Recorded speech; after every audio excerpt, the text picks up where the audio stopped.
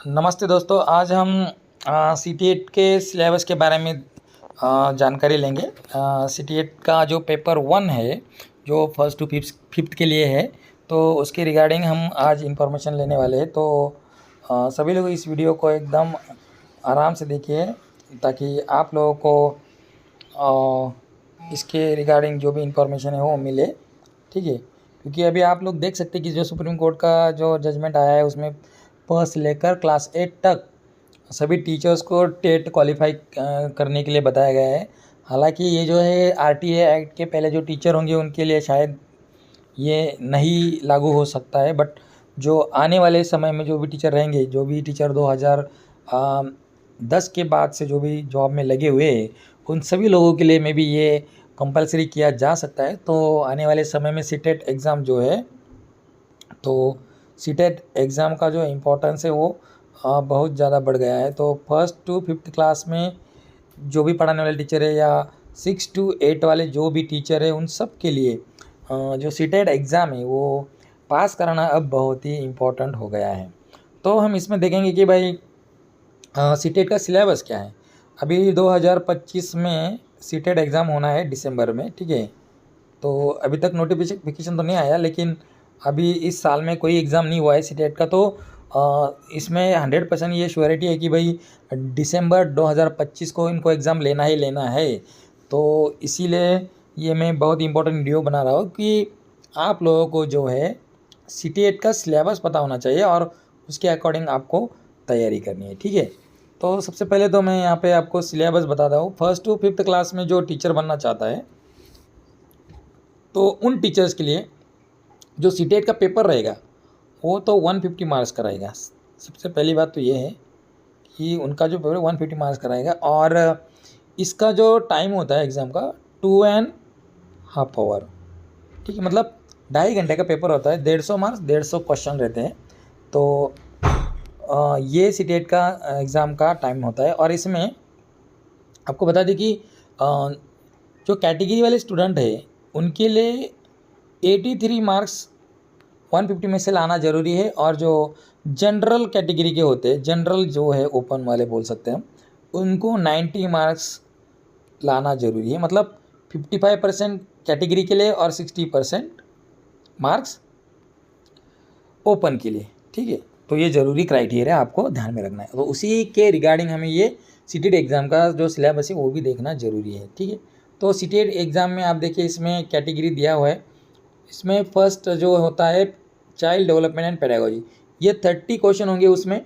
ठीक है, और इसमें भी डिवाइडेशन दिया हुआ है। इसमें चाइल्ड डेवलपमेंट के ऊपर प्राइमरी स्कूल चाइल्ड के रिगार्डिंग 15 क्वेश्चन पूछे जाएंगे, और उसमें कुछ टॉपिक दिए वो भी हम देखते हैं।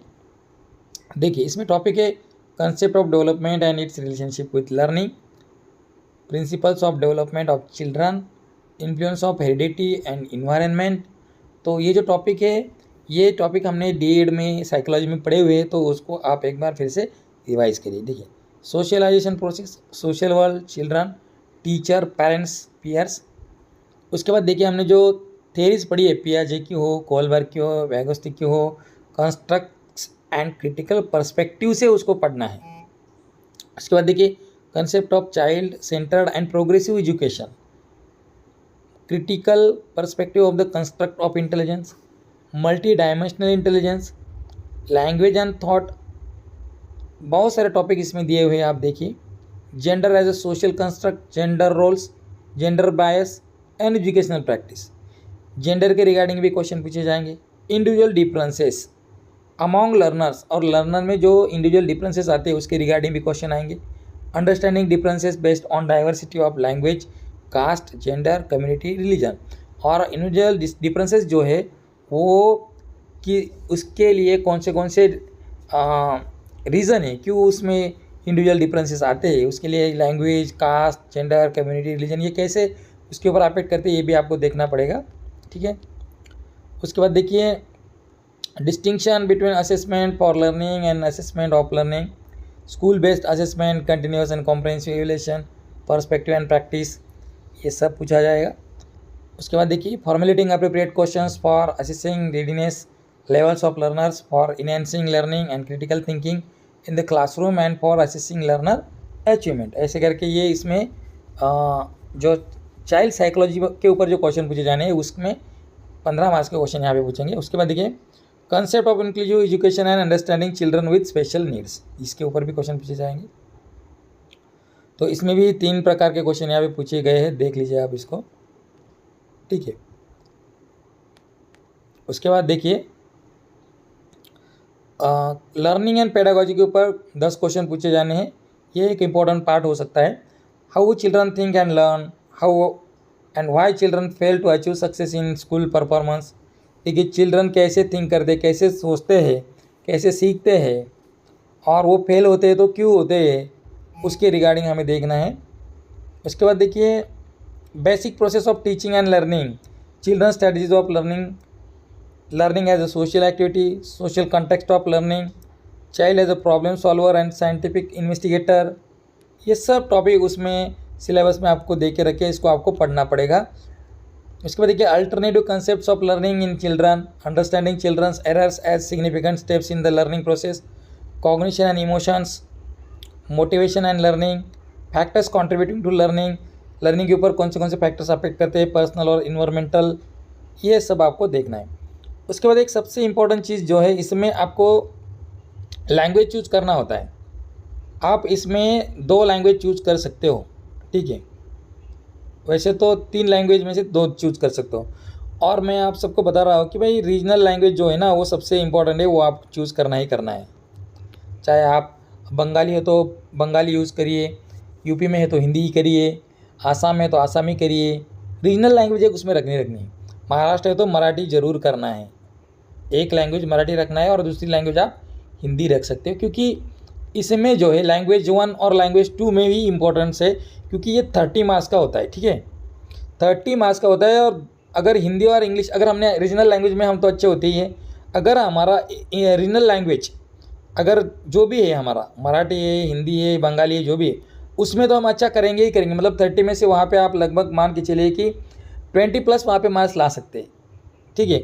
और एक हिंदी, और हिंदी में भी अगर आपने 20+ मार्क्स लाए तो यहाँ पर ही आप 45 या तो 50 के आसपास मार्क्स चले जाएंगे। और यहाँ पे मान के चलो कि 40 भी मिल जाए या 45 भी मिल जाए, तो भी आपको 60 में से 45 अगर मिल जाते हैं तो आपको और बाकी कितनी मार्क्स चाहिए, और फिर 45 मार्क्स की ज़रूरत है। तो बाकी सब्जेक्ट 90 मार्क्स और भी बचे रहते हैं, तो उसमें से 45 मार्क्स लाना इतना मुश्किल नहीं है, आप वो ला सकते। तो मैं यही बोलूँगा कि आप लोगों को और इसमें आप लोग मार्क्स ला ही सकते हो, इसमें कोई ज़्यादा बड़ी डिफ़िकल्ट बात नहीं है, ठीक है। तो ये बात इम्पोर्टेंट है। उसके बाद देखिए इसमें क्वेश्चन कैसे आते हैं, देखिए 15 मार्क्स जो है तो कॉम्प्रहेंशन के लिए आते हैं। मतलब आपको यहाँ पे पैराग्राफ दिए जाएंगे, 15 मार्क्स यहाँ पे आते हैं। पैराग्राफ के ऊपर आपके क्वेश्चन होते हैं, वो मराठी हो, इंग्लिश हो, हिंदी हो या कुछ भी हो, तो उसमें पैराग्राफ आना है 15 मार्क्स के लिए, ठीक है। तो मतलब यहाँ पे ही आपको आंसर ढूंढने हैं। उसके बाद देखिए इसमें कितने पैराग्राफ पूछे जाएंगे आपको, देखिए 15 मार्क्स के लिए। Reading unseen passage, 2 passage, 1 prose और drama and 1 poem with questions on comprehension, ठीक है। Inference, grammar and verbal ability, prose passage में भी लिटरेरी, साइंटिफिक, नैरेटिव और डिस्कर्सिव, ऐसे करके क्वेश्चन उसमें पूछे जाएंगे। और उसमें दूसरा सेक्शन 15 मार्क्स का उसी के ऊपर पूछा जाएगा, वो पेडागोजी ऑफ लैंग्वेज डेवलपमेंट पे होगा, ठीक है। उसमें learning and acquisition, principles of language teaching, role of listening and speaking, function of language and how children use it as a tool, ऐसे करके क्वेश्चन उसमें आ सकते हैं। Critical perspective on the role of grammar in learning language for communicating ideas verbally and in written form, ठीक है। उसके बाद देखिए challenges of teaching language in a diverse classroom, language difficulties, errors and disorders, language skills के बारे में पूछा जा सकता है। Evaluating language comprehension and proficiency, speaking, listening, reading, writing. Teaching learning materials, text book, multimedia materials, multilingual resources of the classroom, और उसके बाद रिमीडियल टीचिंग के ऊपर भी क्वेश्चन पूछा जा सकता है, ठीक है। ये सिलेबस में दिया। सेम सेकंड लैंग्वेज के लिए भी जैसे मैंने बोला, यहाँ पे जैसे आपकी फर्स्ट लैंग्वेज है वैसे आपकी सेकंड लैंग्वेज में अगर आपने वहाँ पे बंगाली ली, आसामी ली, जो भी ली, तो दूसरी लैंग्वेज आप हिंदी ले सकते हैं या तो फिर इंग्लिश ले सकते हो, ठीक है। बट मैं तो आपको सजेस्ट करूँगा कि आप हिंदी लैंग्वेज को यूज़ करिए, और जो कंफर्टेबल समझते हो वो इंग्लिश भी यूज़ कर सकते हैं, इसमें कोई दिक्कत नहीं है। तो सेकंड में भी वही है, 30 मार्क्स का आपका रहेगा लैंग्वेज। तो 30 और 30 हो जाएंगे आपके 60 मार्क्स। मैंने बोला कि अगर 60 में से आप लोग 40 प्लस लाएंगे तो आप मान के चलिए कि आप सीटेट को क्लियर कर सकते हैं। इसमें भी सेम है, जैसे हमने ऊपर के एक फर्स्ट लैंग्वेज के बारे में देखा है, सेम सेकंड लैंग्वेज में भी वही है, ठीक है। उसके बाद देखिए, इसमें मैथमेटिक्स के रिगार्डिंग भी क्वेश्चन पूछे जाते हैं। 30 क्वेश्चंस होते हैं। इसमें कंटेंट के ऊपर होते हैं 15 क्वेश्चन, मतलब सीधा सीधा मैथ के ऊपर क्वेश्चंस होते हैं, जैसे कि ज्योमेट्री दिया है, नंबर दिया है, addition, subtraction, multiplication, solids, around us, ऐसे करके क्वेश्चन उसमें पूछे जाते हैं, ठीक है। और भी टॉपिक दिए हुए देखिए, उसमें देखिए और भी टॉपिक दिए हैं, जैसे कि इसमें देखिए डिवीजन दिया हुआ है, ठीक है ना। एक मिनट, थोड़ा सा इसमें गड़बड़ हुआ है, एक बार फिर से हम उसको ओपन करते हैं।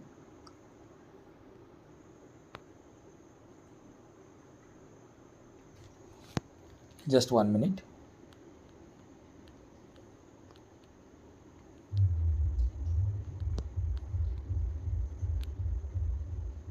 सॉरी, हाँ एक मिनट, ये देखिए यहाँ पे, सॉरी थोड़ा यहाँ पे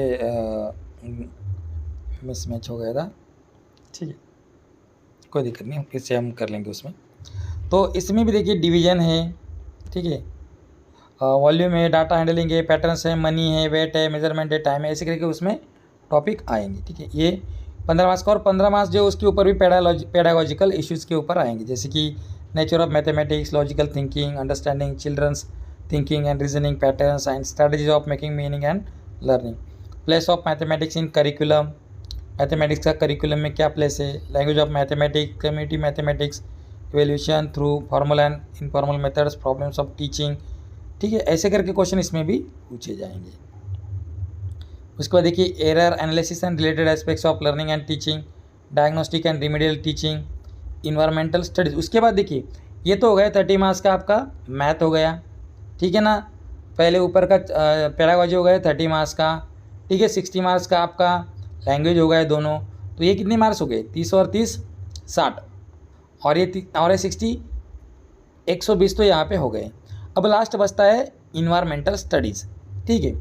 इन्वायरमेंटल स्टडीज़ में भी आपको सेम है, यहाँ पे 30 क्वेश्चन है, और इसमें कंटेंट के ऊपर आपको 15 क्वेश्चन पूछे जाने हैं। तो कंटेंट मतलब जो टेक्स्ट बुक में पढ़े होते हैं वो, family and friends, relationships, work and play, animals, plants, foods, shelter, ठीक है।